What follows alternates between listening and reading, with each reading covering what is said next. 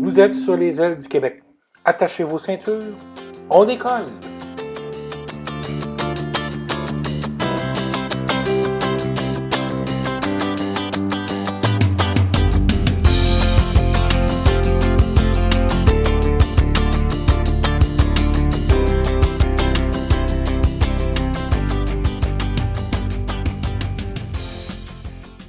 Mesdames et messieurs, bonjour et bienvenue à cette émission Les ailes du Québec. Mon nom est André Allard et aujourd'hui, nous n'aurons qu'un seul sujet, Bombardier, situation financière et perspective.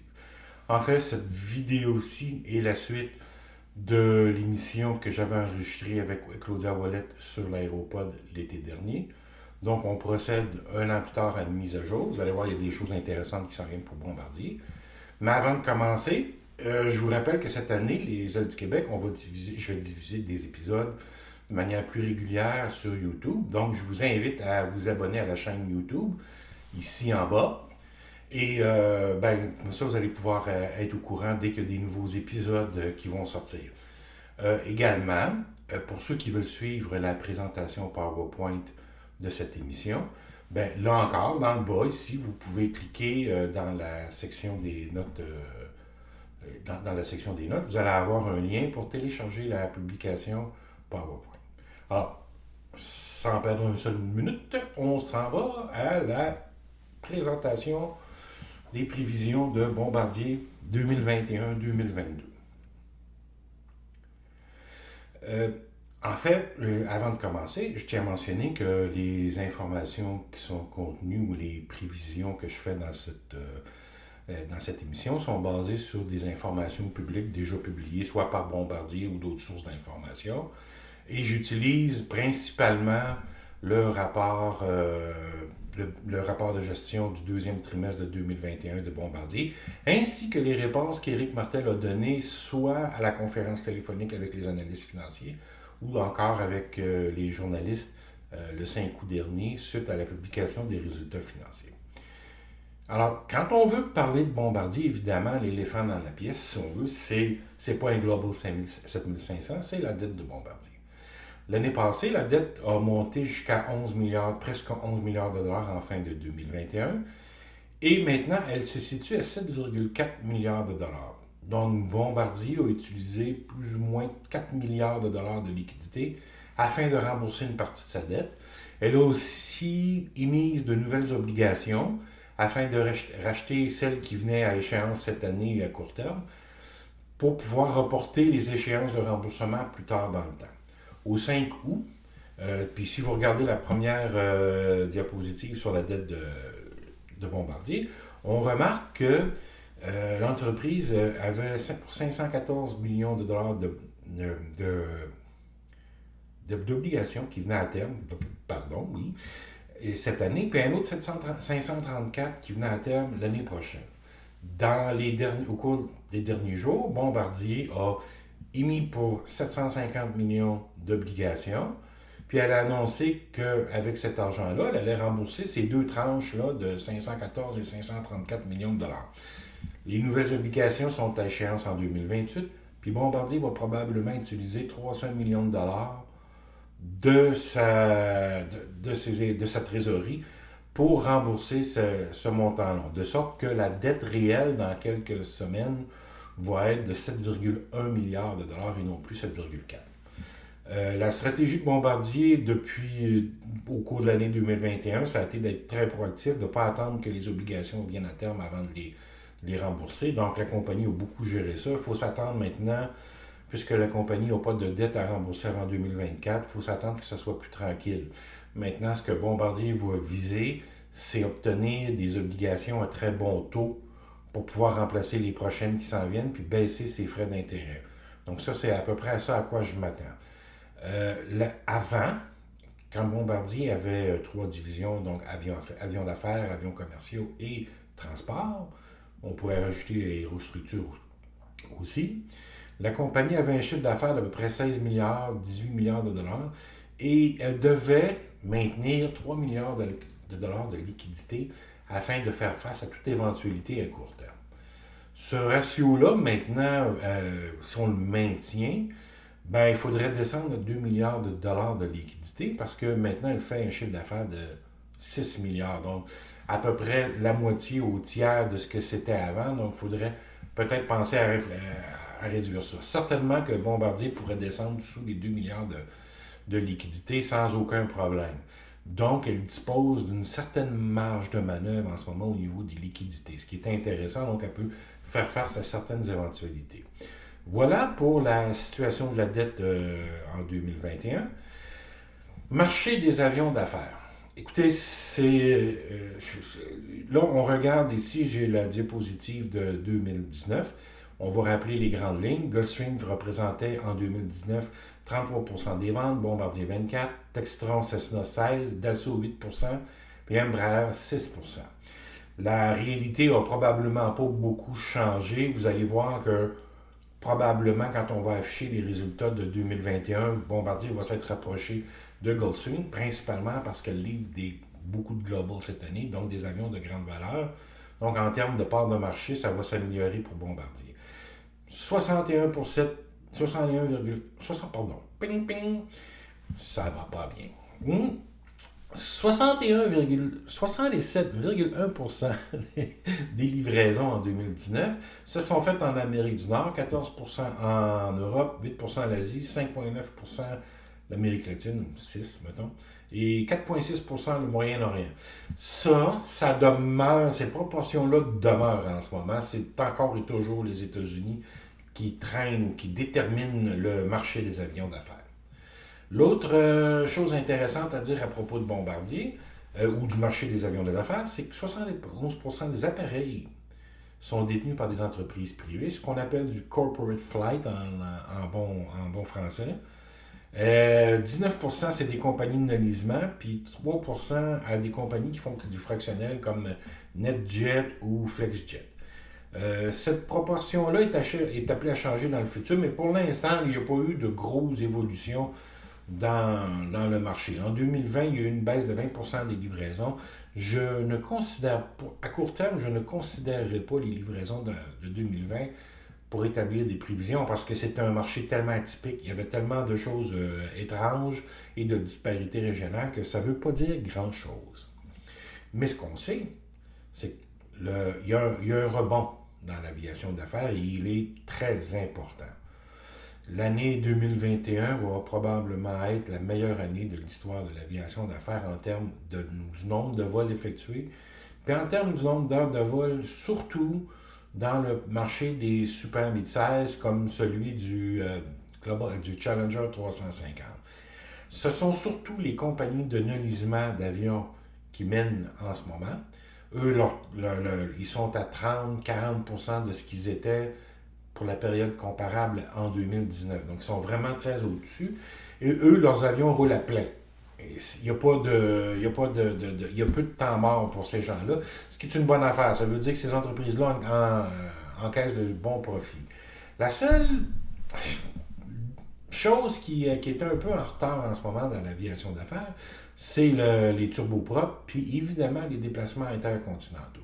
Il y a en ce moment beaucoup de déplacements à l'intérieur des États-Unis, déplacements à l'intérieur de l'Europe et à l'intérieur de l'Asie. Ça, ces marchés-là vont bien.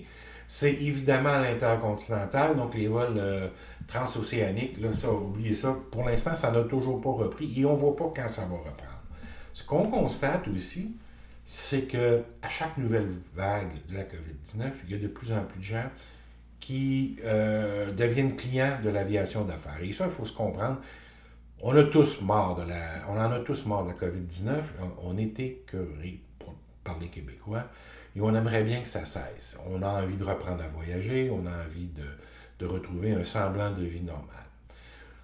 Pour nous autres, qui n'avons pas les moyens de voyager en avion d'affaires, ben, il faut se rabattre sur l'aviation commerciale. Mais pour les gens qui ont les moyens, pour les millionnaires, ben, en avoir marre de la COVID-19, puis de vouloir avoir des vacances un peu normales, mais à l'abri, puis si on ne veut pas s'exposer à la COVID-19, ben, on lease des avions, on va on prend un avion privé et on va dans des clubs privés où c'est difficile d'accès pour monsieur et madame tout le monde et où les mesures de protection sanitaire sont très élevées. Donc, où on a peu de chances de contracter ou d'être en contact avec des gens qui testent positif. Donc, il y a vraiment un phénomène là, important de recrudescence de ce côté-là. Puis il faut savoir aussi que l'aviation d'affaires, c'est un produit qui est qui crée de la dépendance, qui est très addictif, comme disent les anglophones. Alors, 90% des gens qui ont essayé l'aviation d'affaires, ils restent. Il y a seulement 10% des gens qui ne reviennent pas. En fait, moi, je pense que faudrait marquer sur les avions d'affaires là, à l'entrée, là, attention, ce produit peut créer une forte dépendance parce que c'est effectivement très grisant de voyager en avion d'affaires quand on n'a pas connu. Puis c'est pas tentant, même la classe affaires, là, c'est même pas tentant d'y retourner quand on a voyagé dans un avion d'affaires ou un avion privé. Donc, il faut s'attendre à ce qu'il y ait un haut taux de rétention de ce côté-là, puis qu'il y ait une augmentation permanente. On verra dans les années ou dans les mois à venir quel sera le taux de rétention réel pour cette vague de nouveaux clients-là, mais c'est quand même une chose intéressante.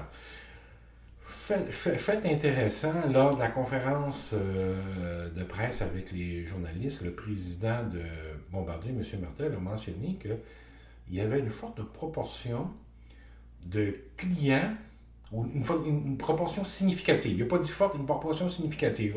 Donc, quelque chose qui est mesurable, de nouveaux entrants dans l'industrie de l'aviation d'affaires qui vont directement avec l'achat d'un Global 5500 comme premier achat. Ça, c'est un phénomène intéressant parce que dans le futur ou dans l'immédiat, ça a un impact souvent sur les prix des avions et ça va avoir aussi sur la demande, puis tout le reste va découler. Et souvent, ces clients-là, ben, comme ce ne sont pas des gens d'expérience, quand ils vont acheter l'avion, ils vont signer un contrat d'entretien clé en main avec Bombardier. Donc, ces avions-là, non seulement génèrent un revenu à la vente ou un profit à la vente, mais ils en génèrent un aussi à tous les mois parce qu'ils sont sur un programme d'entretien préventif où le client paye au mois. Donc, ces clients-là, on sait combien ils vont rapporter par mois à Bombardier parce que peu importe quel avion on volé ou pas, ils payent au mois.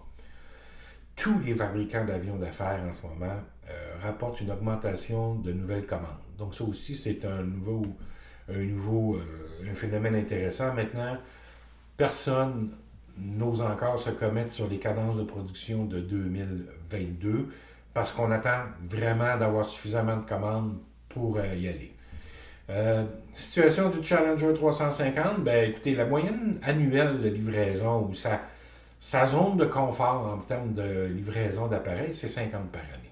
Okay? Ça a été l'avion d'affaires là, des 5 dernières années avant la COVID. C'était l'avion d'affaires le plus vendu. C'est le plus fiable. C'est le couteau suisse de l'aviation d'affaires parce qu'il offre une bonne combinaison de distance franchissable, de passagers pouvant être transportés, de coûts d'opération. Donc, c'est vraiment un avion très utilisé, très apprécié par les opérateurs de flotte, donc les compagnies de navigement puis les compagnies de fractionnels. Donc, il faut s'attendre à ce que... D'ailleurs, les commandes ont commencé à rentrer dans le Challenger 350. Il y a eu déjà 2 commandes de 10 qui ont été annoncées par Bombardier depuis 9 mois maintenant. Donc, on voit que ça s'améliore. C'est pas encore les gros chars, comme dirait mon grand-père, mais ça s'améliore. Donc, on voit que lentement mais sûrement, le marché de cet avion-là reprend. C'est lui qui va mener probablement la charge de la reprise chez Bombardier en termes des augmentations de cadence. Le prix du Challenger 350, le prix officiel est 26 millions. Évidemment, il y a des escomptes. Si on compare à 21 millions pour un Préator, qui est dans la catégorie du 350 chez Embraer. Il y a le J280 aussi, mais le Gulfstream 280, c'est pas un gros vendeur et Gulfstream travaille dessus en ce moment afin d'améliorer ses performances et améliorer ses ventes dans ce secteur-là. On sent qu'il y a une volonté de la part de l'industrie de l'aviation d'affaires de couvrir ce secteur-là. Challenger 350, c'est le plus vendu de cette catégorie. Les bonnes années, Bombardier avait 50% du marché sur le super mid-size. Pour cette année, je m'attends à 21 livraisons. Bombardier en a probablement livré 12 ou 13 dans le premier semestre. Deuxième moitié de l'année, Bombardier devrait doubler, voire même un petit peu plus ses ventes ou ses livraisons.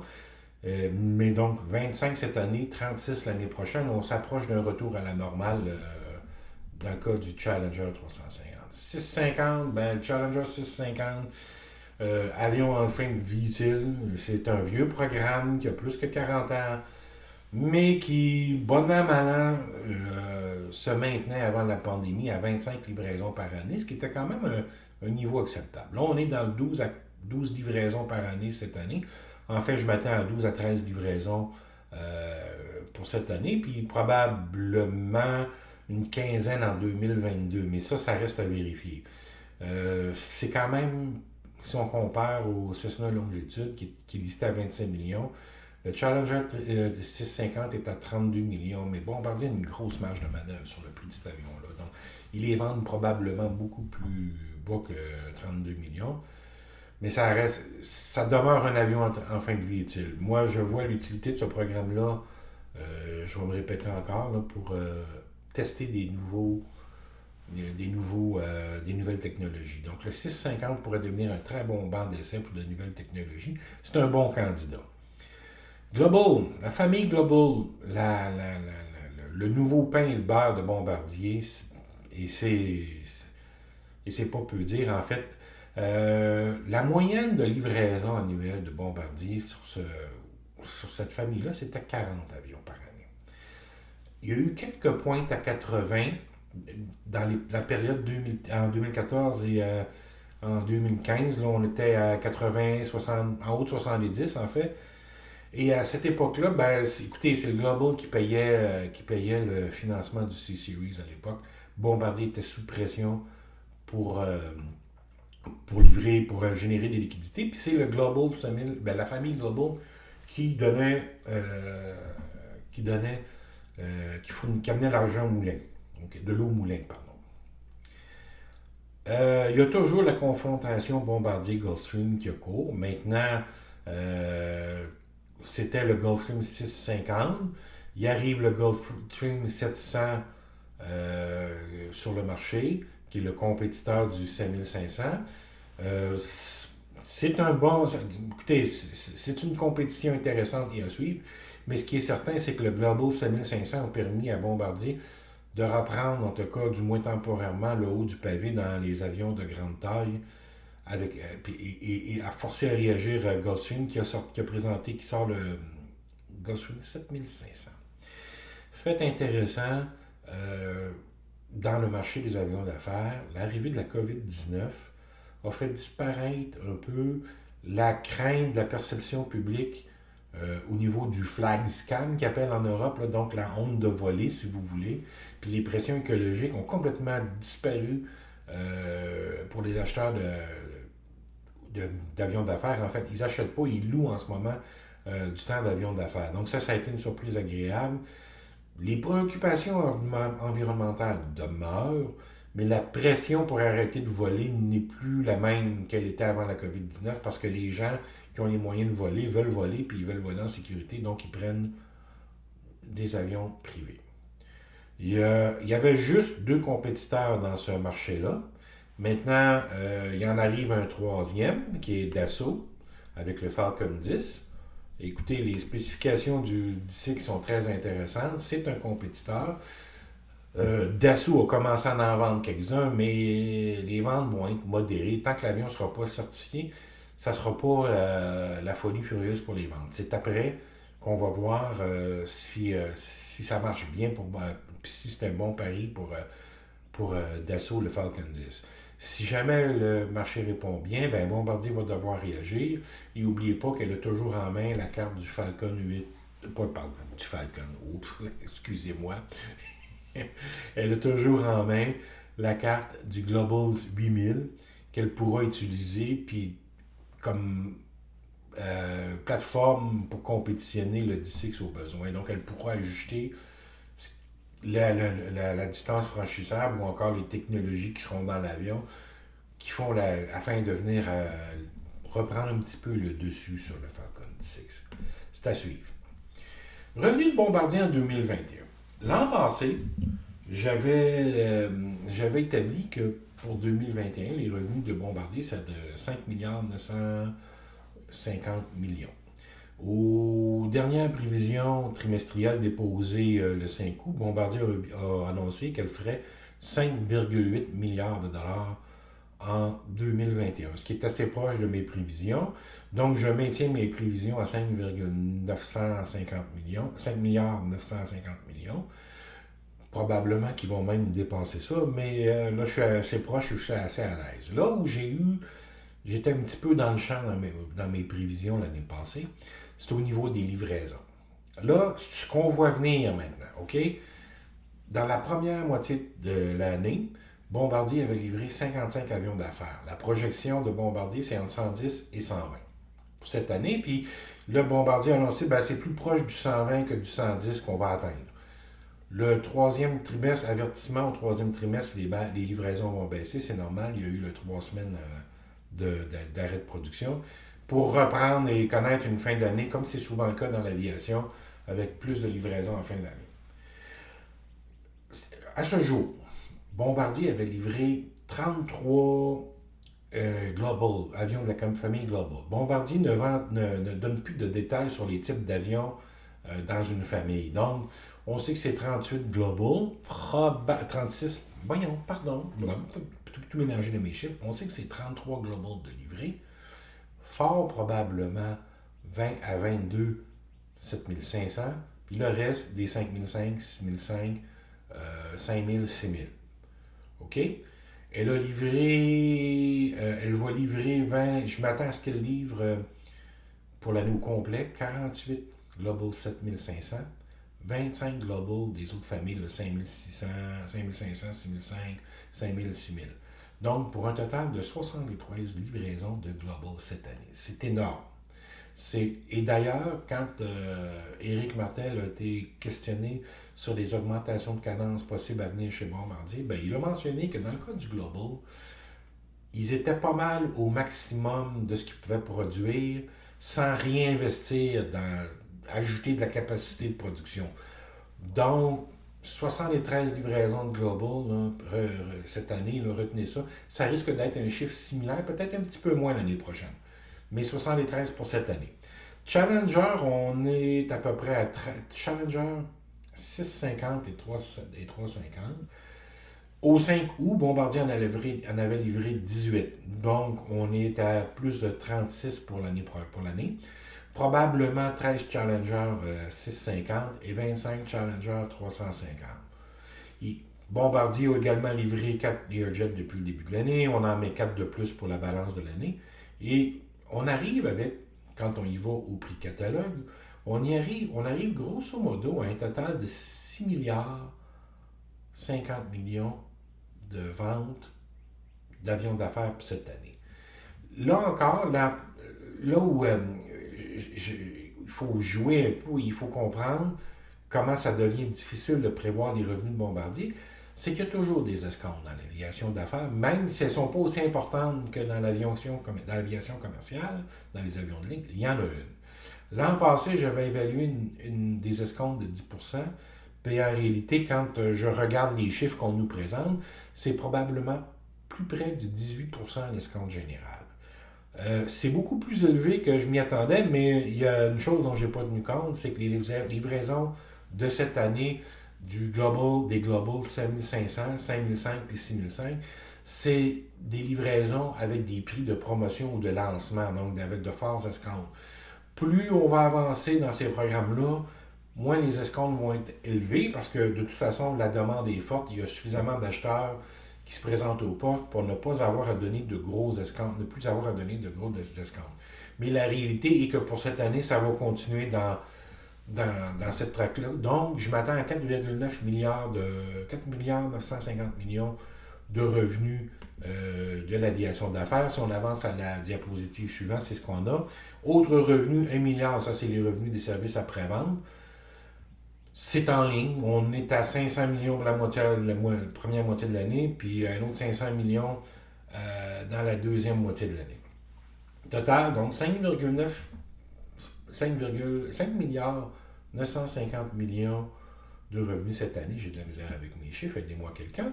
Puis la marge bénéficiaire, 300 millions. Ça veut dire qu'il va y avoir un surplus à la fin de l'année de 300 millions. Donc la deuxième moitié de l'année va être profitable pour Bombardier. Ça, c'est la bonne nouvelle. Là, je vais envoyer mes prévisions de vente pour 2022. Puis là, aux employés de Bombardier, là, je le sais, vous entendez parler de hausse de cadence en ce moment. Puis j'entends toutes ces rumeurs-là. Dites-vous bien une chose, c'est qu'en deuxième moitié de l'année, il y a toujours des ajustements de cadence après la période des vacances de 3 semaines. C'est simple parce que là, on a Bombardier a des engagements avec des clients. Puis là, il faut ajuster la production pour rencontrer tous les engagements des clients d'ici, ou les engagements de livraison d'ici la fin de l'année. Donc oui, il va y avoir des augmentations de cadence. Est-ce que ce sont des augmentations de cadence significatives? Non, pas vraiment. On est toujours dans le proche de 120 livraisons cette année. Donc c'est peut-être 10% de plus que l'an passé, mais c'est pas des gros ajustements importants. Donc je ne m'attends pas à ce que Bombardier fasse d'annonces importantes à ce sujet-là. Mais oui, il y a des rappels au travail, ça je suis d'accord. Et rappelez-vous qu'il y a beaucoup d'employés de Bombardier qui en ce moment partent à la retraite là, dans les 2-3 prochaines années. Il faut juste le remplacement de ces employés-là demande beaucoup de rappels. On parle de plusieurs centaines de rappels là, par année pour compenser les départs à la retraite. Donc, juste ça, c'est une bonne nouvelle pour les plus jeunes. Pour ce qui est des augmentations de cadence, il va falloir être patient. Et je m'explique. Bombardier veut garder, selon les programmes, de 18 à 24 mois de production en avant d'elle. Donc, ça y prend un carnet de commandes de 18 à 24 mois. Mais si vous êtes à 24 avions par année, par exemple, comme dans le cas du Challenger 350, donc vous avez besoin d'un carnet de commande de 48 pour être à l'aise.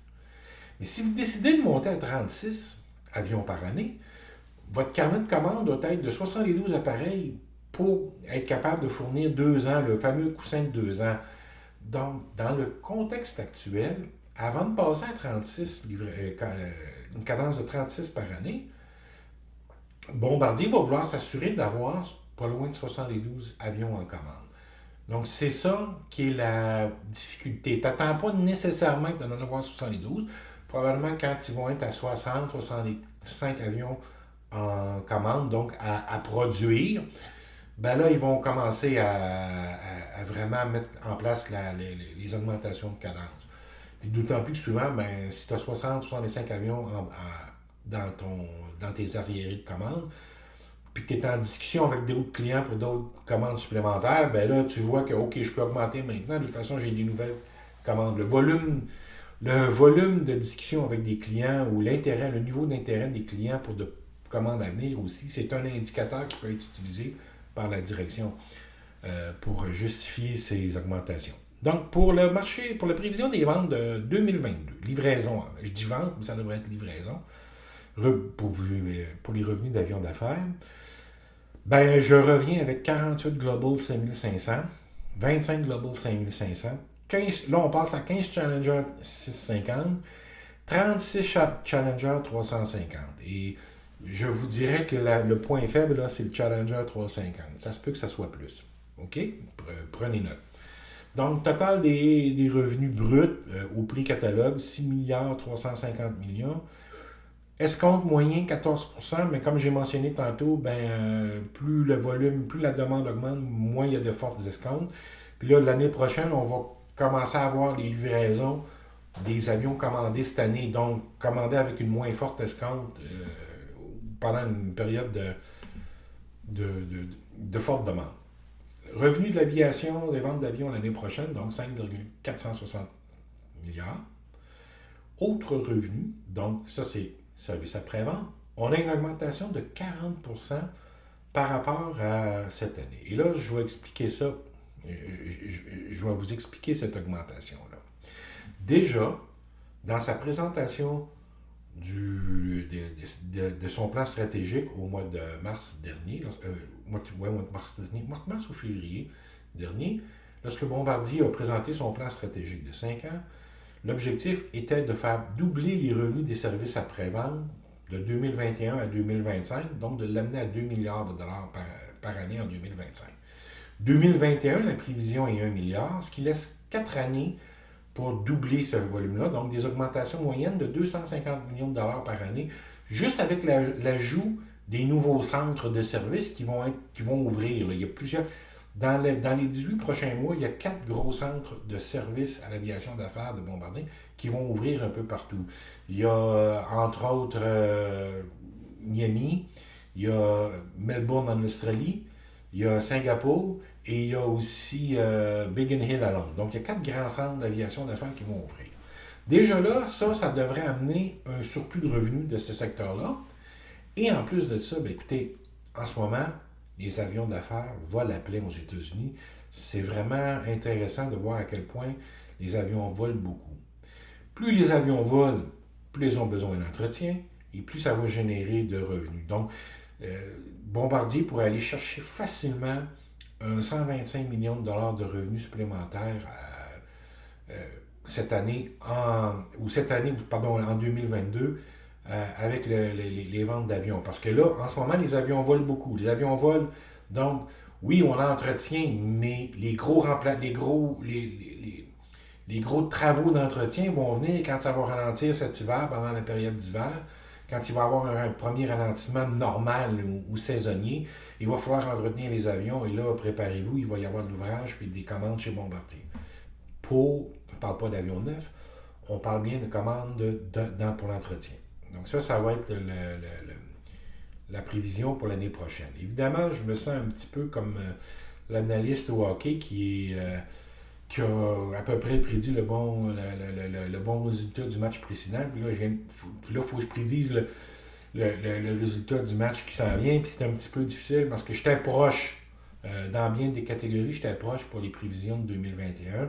J'espère l'être encore pour 2022. Ce qu'il faut regarder maintenant, c'est ça. C'est comment Bombardier va gérer sa croissance, le peu d'investissement qu'elle a à faire pour gérer cette croissance-là des revenus.